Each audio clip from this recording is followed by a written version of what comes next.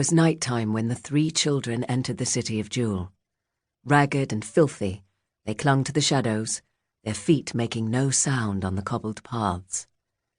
They had been gone for weeks, torn away from home without the chance to say goodbye, and they were bursting with impatience to see their parents.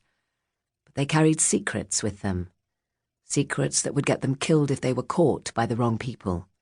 And so they stopped and listened at every corner. They saw no one, but the hair on the backs of their necks prickled, and their faces were pale with tension. This was not the city they had left behind. Fear hung over the streets, as thick as fog. The light of the water gas lamps seemed to tremble as it spilled across the deserted footpaths.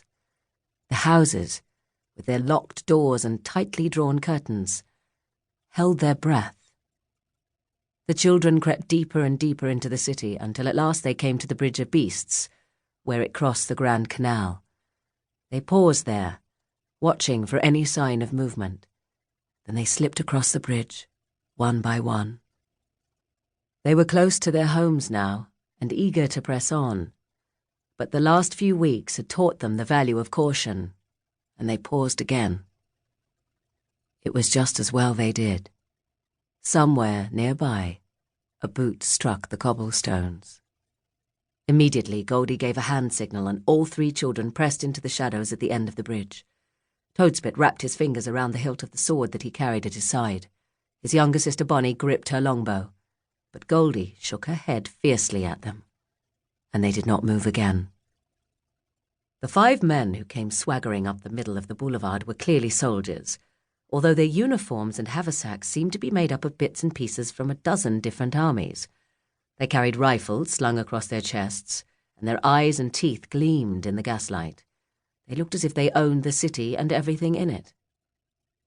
Goldie had been expecting something like this, but still it was a shock to see such men on the streets of Duel. She found her hand straying toward the sword on Toadspit's hip. Her breath quickened. No, she jerked her hand back. The wolf-sark, the battle madness that she carried so unwillingly inside her, lay just below the surface. If she drew that sword, she would be lost. She had almost killed someone last time the wolf-sark took hold of her. She would not risk it happening again. She swallowed her anger and prayed that the soldiers would pass quickly. But the soldiers seemed to have no intention of passing. One of them, a tall man with red side whiskers that curled almost to his chin, leaned his rifle against the canal fence and took biscuits and a water canteen from his haversack. His companions copied him. Toadspit touched Goldie's hand, tapping out a question in the quick, subtle movements of finger talk. Go or stay? Goldie chewed her lip. She and Toadspit could easily slip away without being seen. If they really wanted to, they could probably steal the biscuits out of the soldiers' hands and leave them wondering where their supper had gone. But Bonnie had not had the same training and might well be spotted. Stay, Goldie signed.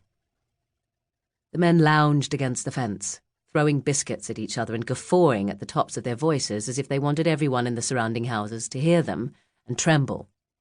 They reminded Goldie of the soldiers she and Toadspit had encountered deep inside the Museum of Thieves, behind the dirty gate. Those soldiers were the remnants of an ancient war that only survived within the museum. They carried pikes and swords and old-fashioned muskets, and spoke in the accents of old Mern. But these men were modern, and their scrappy uniforms suggested that they were mercenaries, whose loyalty could be bought and sold. Goldie wondered what they'd done with the city's militia. And where was the Grand Protector? The Protector would never have allowed mercenaries on the streets of Duel. Goldie's thoughts were interrupted by the sound of a street rig clattering over cobblestones. The mercenaries hastily shoveled food and drinks back into their haversacks and grabbed their rifles. "What sort of idiot drives around after curfew?" growled the red-haired man. "Anyone would think they'd want to be stuck in the House of Repentance." "They're coming this way," said one of his companions, and he strutted out into the middle of the road. Spoked wheels rattled toward them. An engine roared, and headlights pierced the shadows that surrounded the children. Goldie dared not look at her friends, but she could feel Bonnie as tense as a wire beside her, and Toadspit balanced on the balls of his feet, ready to run. If the mercenaries turned around now,